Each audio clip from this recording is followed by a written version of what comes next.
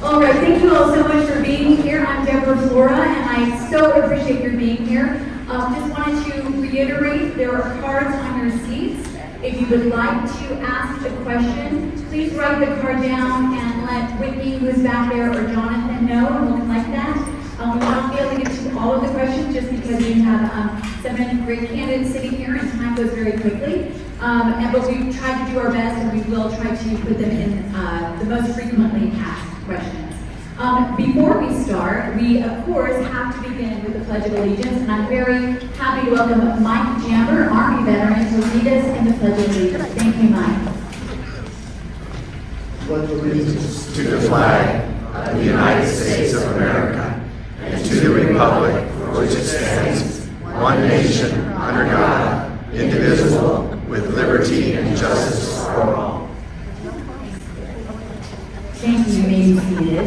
And by the way, it's wonderful to know that our military is going to be supported and not politicized going forward. Thank you for your service. Okay, real quickly, just wanted to give you some guidelines for the evening. Douglas County Citizenry is a fairly new organization started by many members that are citizens in Douglas County. And we just wanted to let you know what the mission statement and the guidelines of the group are, because that is how this meeting will be conducted as well. So Douglas County Citizenry, the mission statement is gathering Douglas County citizens of goodwill to be encouraged, informed, and engaged, so we can stand together for one another's constitutional right to live, think, and speak freely. Now, in order to do that, we have some very careful guidelines that we implement in all of our gatherings, and they are as follows. Number one, be respectful of others regardless of disagreement. Bullying, harassing, name-calling, doxing, or demeaning of others will not be tolerated. We take that very seriously, so there'll be no outbursts. I'm sure this group wouldn't do that from the audience, because we want to have great respect for everyone who's been willing to step into the arena here, and for one another, by the way, other citizens that are sitting here. And the final guideline is at DCC. We focus on principles, policies, and solutions, not personal attacks. That is the way that this will be conducted. That is the spirit of this event. We really believe that, as our founding fathers said, a well-informed and engaged citizenry is the key to a free republic. So we are simply here serving. We're all volunteers. We are serving, hopefully, those of you that are here, and particularly our candidates. And by the way, I want to say anyone who steps into the arena deserves our appreciation. It is not easy. These are volunteer positions, and they're willing to give their time to it. So I'd like to start with a big round of applause for all of our candidates.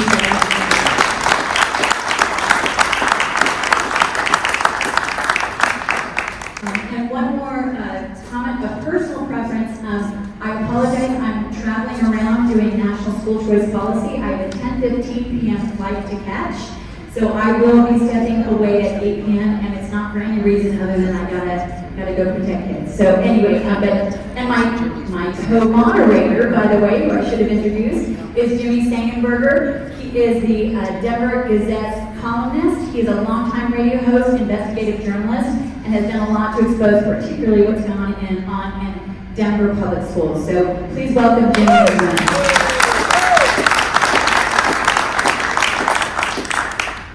So we are going to begin with each candidate giving us a 1-minute opening statement. And believe me, I know how short a minute is, but we have a lot of questions to get to, so I appreciate that. As you introduce yourself, please do state your name and what you're running for, and then the time is right down there. So let's go ahead and start. Thank you. Hello, thank you for being here tonight. My name is Rick Wilson. I'm running for second vice chair for the Douglas County GOP. I've been a precinct person for over 25 years. I've been a district captain for about 3 months. And I'm alarmed by what I see as a problem with the Republican hold on Douglas County. My House representative is Bob Marshall. And I'm really unhappy about that. And I think we need to get together and not fight over 5A and 5B or whatever. It's more important to have Republicans in Douglas County and the rest of the state. Hi, I'm Webb, current first vice chair. I never thought I was going to be this involved in politics, and I was never involved at all. But then the government became tyrannical and came after our kids.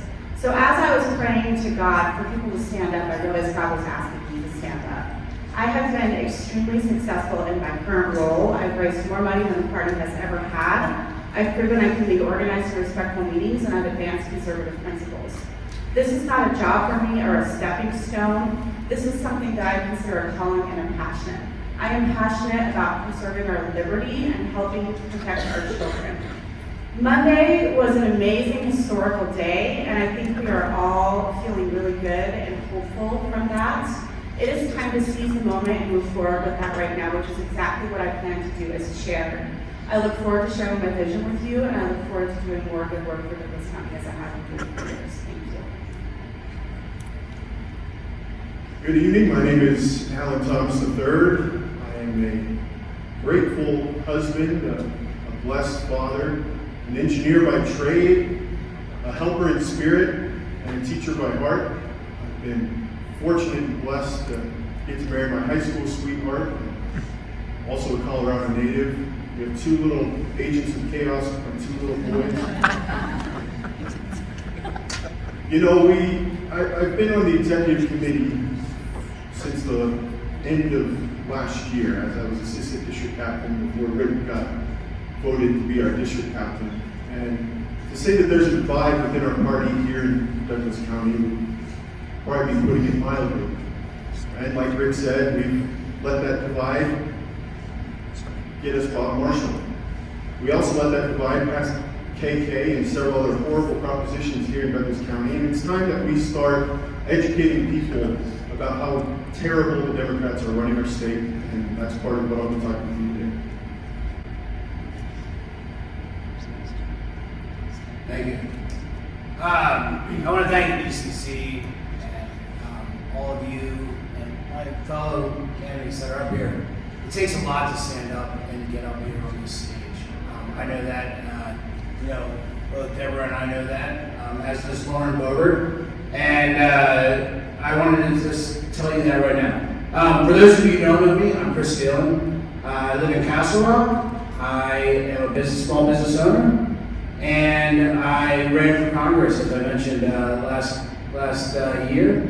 And I'm absolutely certain that we all have the common goal to unite around our Republican ideals and elect Republicans in Douglas County. But we don't all agree on how we will accomplish this goal.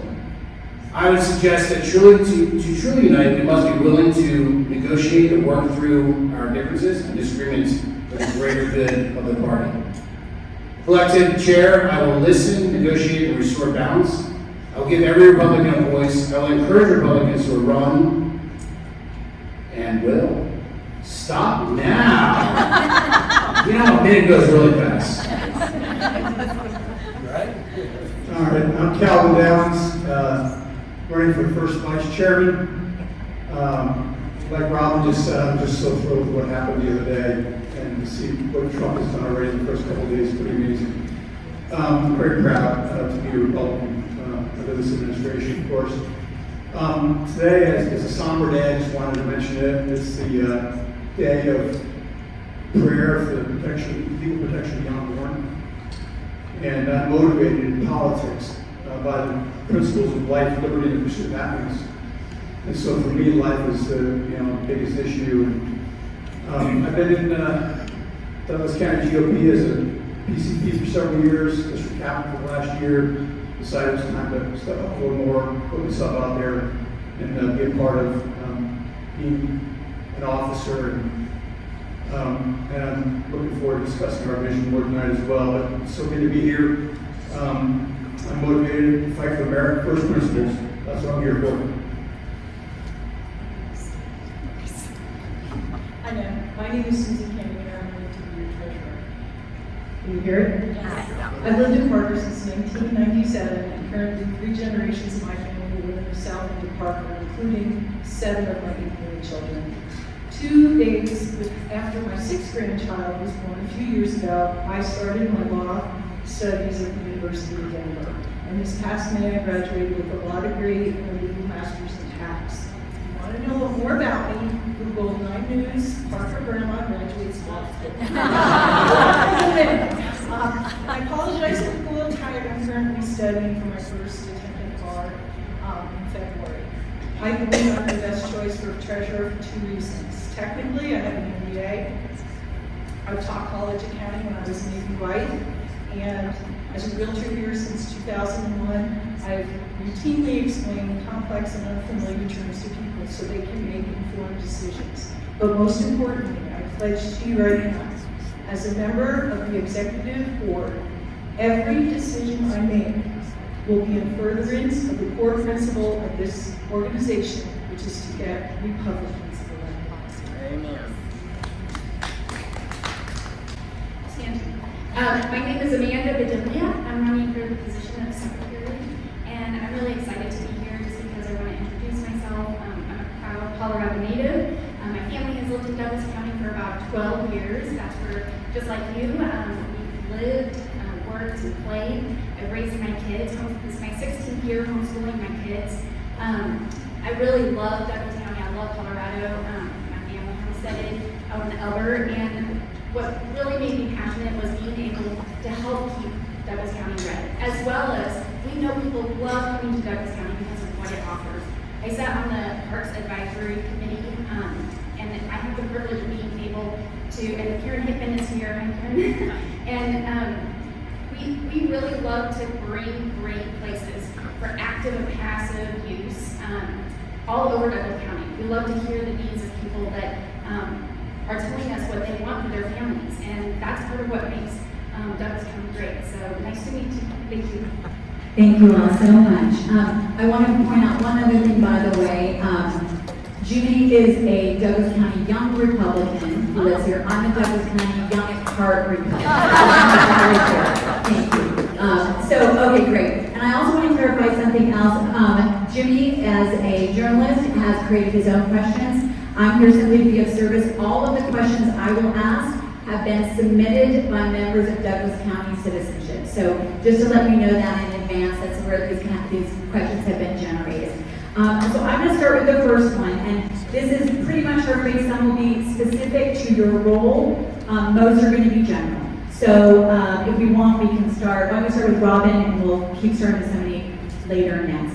Okay, here's the first question, once again, that has been submitted to DCC. Douglas County registration shows that over 50% of the voters in our county are unaffiliated. Many are former Republicans who have left the party.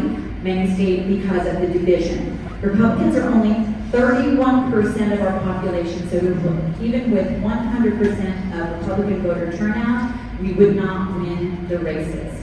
What is your plan to reach out to these unaffiliated voters and grow the party? And be as specific as you can. Thank you. So this is actually in my vision. I have a minute. Okay. This is actually in my vision, so I need to make this short. So I'm going to focus first on HD 43 and Parker because those are our hot spots that we're obviously having issues in. And we have to do this one of two ways. We either have to raise a lot of money and get the data. I'm working with a few people to see if we can just get the data outright, or we're going to have to go engage these people one at a time, door to door with volunteers, and find out who they are. But I absolutely agree that that needs to happen, and it's something that needs to start this summer before we have the school board elections. Well, as a candidate for first vice chair, you're in charge of communication. And one of the important pieces, and part of my background, is teaching people. I graduated from the leadership program in the Rockies. We learned about our foundational principles and communicating those. And as a featured guest and host and author of the Kim Monson Show, every month I get to try and take that communication out to try and teach people about liberty and what it is. And quite honestly, contrasting what the Democrats do to our state versus the freedom vision that we have should be the number one thing that we get out there and communicate, because there's no way that the unaffiliated voters don't see what's going on. And we need to be driving them toward us, not away from us. We need to get away from party purity, and we need to get towards teaching liberty. That way they can go out and propagate that message. So we as Republicans need to be the light of liberty by teaching why freedom is the only moral and just government that we can have. Couldn't agree more with that answer. I will start by saying that HB 43, it was, we have to get out there and talk to unaffiliated voters. There's just no other way in HB 43. We can't go and raise a lot of money and say that that's going to resolve the issue. If we don't actually go out there and knock on doors, it's going to be a travesty. As I said before, I ran for Congress. When I ran for Congress, I knocked on everybody's door. I didn't just knock on Republicans' doors, just unaffiliateds. In my community, I knocked on Democrats' doors. You never know if you'll convince them to change their mind, right? And I was only running in the primary, it didn't really matter. But we need to, especially in the general election, we need to go after unaffiliated voters. There's no other option at this point. We really can't sit back and say that if we get 92% of Republicans to vote in the election, that we're going to win it, because it didn't happen this time around. Well, totally agree with most of what I've heard here. However, it is also possible to turn out the wrong unaffiliated, right? We've seen that happen in past elections. If we're turning out left-leaning unaffiliated to vote against us, that's not helpful, right? So, as Robin said, it's really important for us to identify right-leaning, conservative-leaning unaffiliated in HD 43, in Parker, places where we've been losing ground big time, right? So that is what we're going to be about. We're going to focus on that with laser-like precision as our efforts go forward as a party. And then, as Alan said, yes, we do have to educate. The first vice chair is responsible for communication as well as heading up the finance committee. And so we have to raise money also for these things, right, to be able to reach out to voting voters. With the good news of liberty, if you will. Hey, I think I take a three-pronged approach. First thing I want to do immediately is find out why are people leaving our party and use that information to target our messaging to bring them back. The second thing, I think we should be more strategic in the issues that we choose to send out information on and make sure that we're not alienating the unaffiliated that might come out and vote for us. Specifically, the 5A. I think that we can look at the data and really look more or less like the labs do and see that that perhaps wasn't the smartest issue to attach or saddle our candidates with. Thirdly, we need the information to know who are the right-leaning unaffiliates. Our current system only tells us if it's unaffiliated, so we need to find a way to find out who the right-leaning unaffiliates are, and then we need to target messaging toward those. And additionally, I think we have to equip both our PCPs and our district captains with information so that it's not just our official. We have an army of hundreds who can be out there every day giving our message. Thank you. I would agree that there is so many in Douglas County that choose to not put our next foot in. And for a long time, I know that even in my household, it was because of COVID, and there was a lot of things happening around job security and what would happen if you had that. And so we know there's various reasons, but I would have to agree with Calvin is that we only have so much time, so much money, and so many volunteers, and so our desire is to raise up more volunteers about education, helping people want to get into their neighborhoods, talk to their neighbors. But before that, and especially now, before we get to school board elections, we need to know who are the Republican or right-leaning unaffiliates so that we can really talk to them and use our resources wisely. Well, it's tough to be last. Second vice chair is in charge of getting out the vote primarily. But I think we can't worry about getting out the vote the last 2 weeks before the election. Something that's a much bigger problem is Douglas County's been a PR disaster for the last 2 years with our county commissioners bickering in the newspaper. I mean, if they've got disagreements, that's normal. But to air it out there where the news media can get hold of it is a disaster. I don't understand it at all. I've asked other people.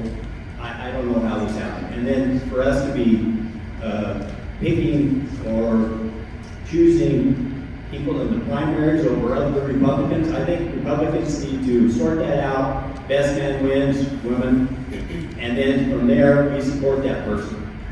Okay, and then I think it was a big mistake for us to get in the ball game with 5A and 5B. I think we should have just stayed away from it because so many people in Douglas County care about their kids, whether they go to charter schools, public schools, whatever. I guess I gotta stop. Two people who are really shy behind the microphone moderating for you tonight. So, I do a lot of work writing about school board issues that happen in various school districts around the state, not just in the metro area, and that of course is a big thing here in Douglas County going towards November.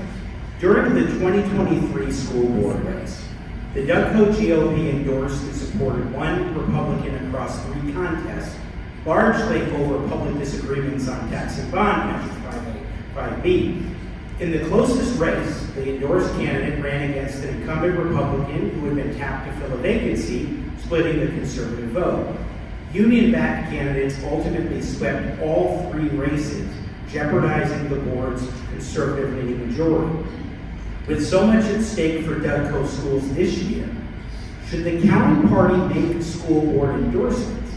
If so, should it apply litmus tests, and what should those tests be?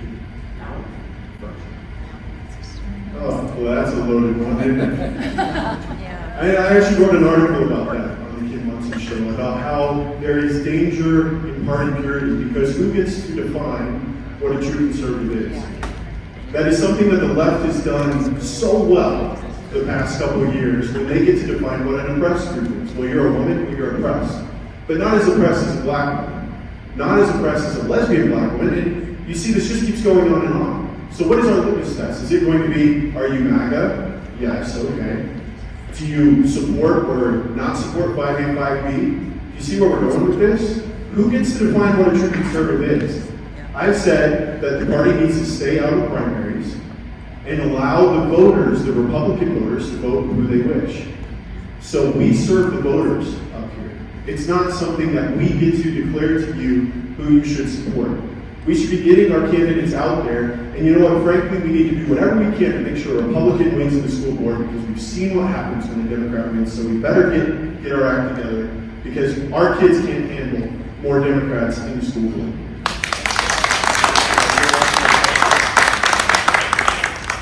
I should be applauding that too. Again, that's an excellent answer, and next time I won't have to go behind that answer. I could say I disagree with everything Alan just said, but what I would say is that the school board is a huge issue, and I don't think that people outside the party, especially, understand how big of an issue it is.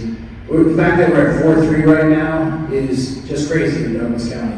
We can't afford to lose any of those seats. We can't afford it. And quite frankly, we have to put up any Republican. It doesn't matter if they've passed the litmus test.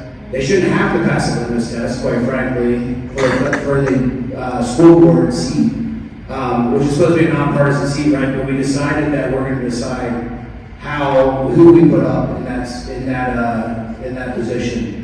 We should be doing that, and quite frankly, we need to have the best person in there, and that's any Republican.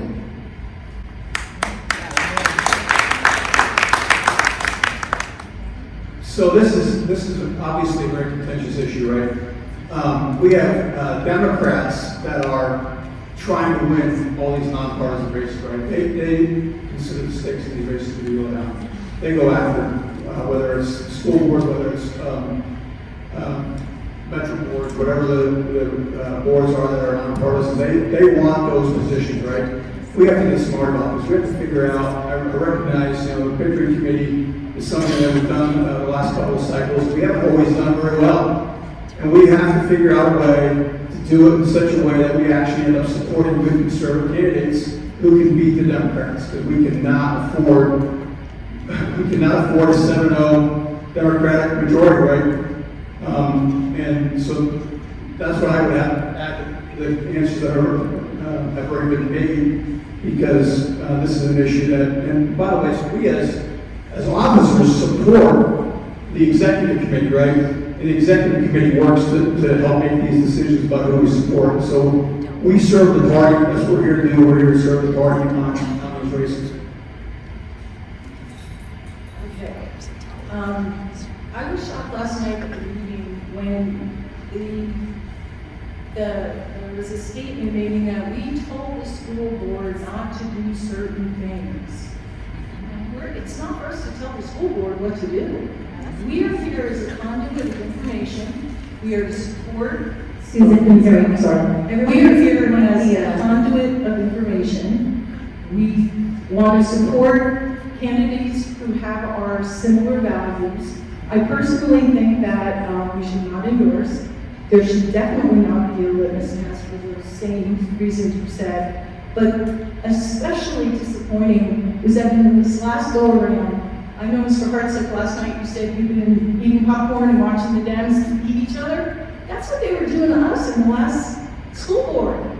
They didn't have to say anything bad. We said worse things about Republicans than the Democrats said about us. That's intolerable. And I will say that we should follow Ronald Reagan's 11. We shall not speak ill of other Republicans. Amen.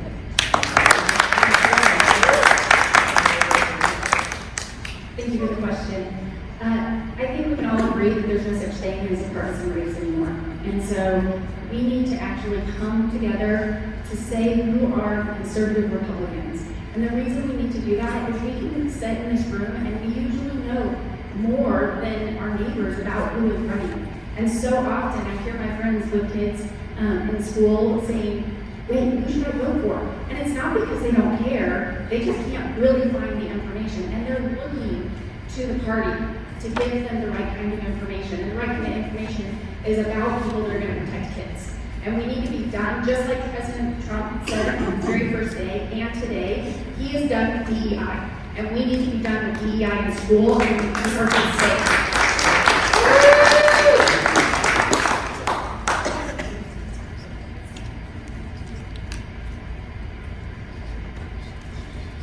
So they say the school board is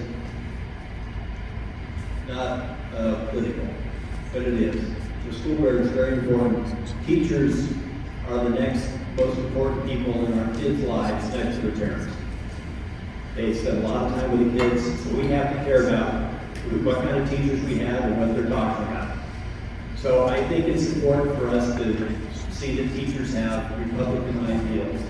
And you can talk to them, and maybe they don't agree with you 100%. Nobody in this room agrees with anybody else in this room 100%. But if we get 80%, we're doing pretty well. So we need to have people that can communicate, that they can teach other people about what Republican ideals are about. And we just need to talk to them and get a feel for, are they going to be good for this job? And then we need to trust them to follow their hearts. And hopefully we make a good decision. I want to preface this with saying that I have 2 kids in public school, so I have skin in this game. And I've talked about this issue a lot. There is no such thing as nonpartisan. Democrats have figured out that they can get into these spots because they do exactly what we have been doing with Victory Committee. They get it down to one candidate, and then they're not splitting the vote. Is Victory Committee perfect? No, it needs work. And I've had people suggest that we change the name because of how contentious it was. I'm perfectly fine with that. I don't care what it's called. Would I dictate the questions? Absolutely not. That needs to be decided by executive committee. We need to talk to whoever's running for school board. We need to figure out these questions based on the facts, not just what I think. But I absolutely do not think we should stay at nonpartisan races. I think that that's where we're losing, actually. So thank you. Okay, thank you. This is one of the number 1 questions that we received over and over again from those who submitted questions to the citizenry. There's a lot of talk about unifying the party. However, a great deal of trust has been lost, this is what we've heard, because of the attacks on fellow Republicans that have occurred particularly in the last year. What tangible steps will each of you take to rebuild that trust and represent all Republicans? Please be specific. I was waiting for this question. This is a great question. Look, I think there's a divide in this party about what unity means. There's part of us that believe that unity means we have to unite around their beliefs, their processes, and their ideals of what is a Republican. I say we unite around the core beliefs of the 2024 GOP platform, the national GOP platform, and what our goal is as a party, as a county party. That's to elect Republicans. We can all disagree. What we have to do is agree to disagree. And when that comes to a halt, we have to decide what we're going to do. I don't want this party to be the best county party in Colorado. I want this party to be the best county party in the nation. And the way we're going to do that is to show President Trump, just like he said the other day, that he wants to be a unifier. We're going to unite this party, and we're going to show everybody what we can do.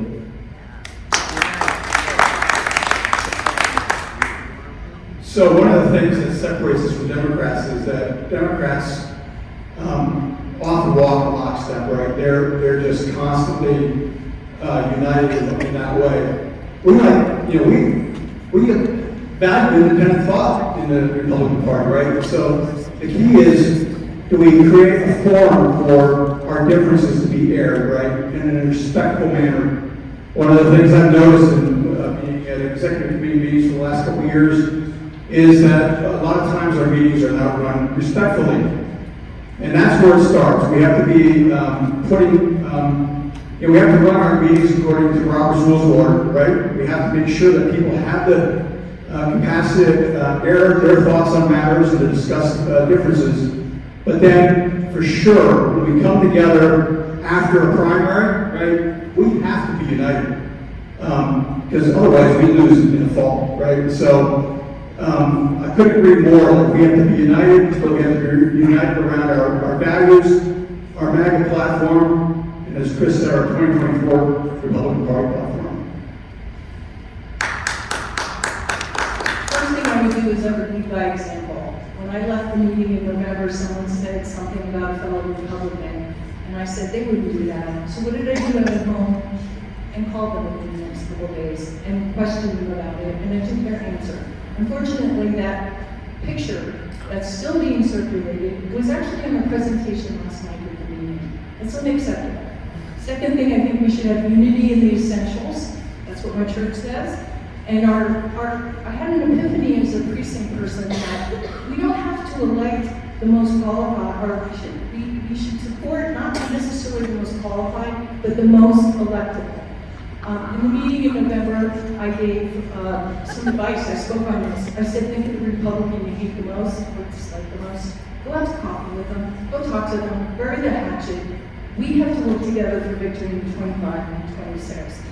And pray for a right heart. Some of us have been hurt. We feel like we've been hurt. But pray for your heart to be in the right place. And remember this, as bad as any Republican is, they're still better than a Democrat.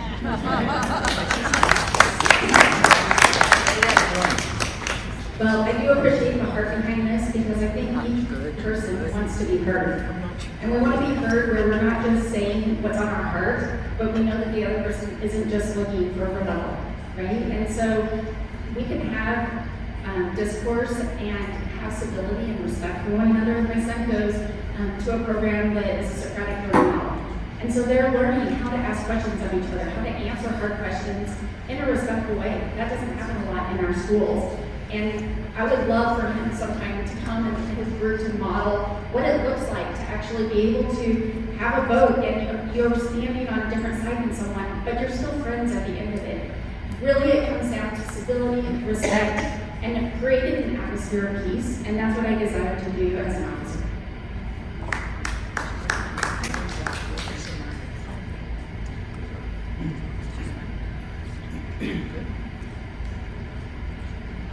The last couple of years, the reason I'm up here is because we've turned into this competition about who's the best Republican. At less than 30% Republicans in the state, and we want to throw more Republicans out, I think that's wrong. I think we need to get all Republicans on the same page. If we can agree on the major issues, the Republican platform, the things that have made us great for all these years, that's where we need to go. We need to unite behind Republican principles because they're the right ones.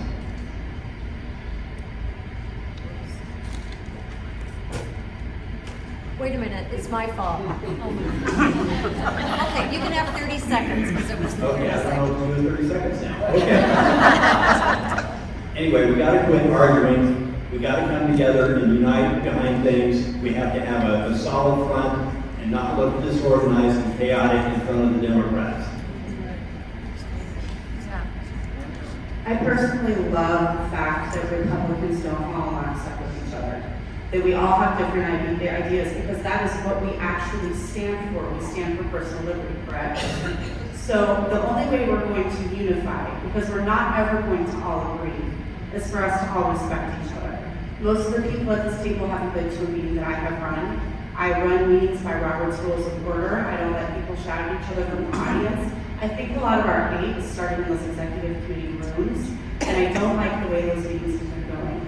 Those meetings need to be run effectively, and everybody needs to stop yelling at each other, and that needs to be led from the front. So I will continue to lead from the front and not let that happen in the meetings, and I will continue to respect everybody and let everyone speak regardless of what their opinion is or whether I agree with it.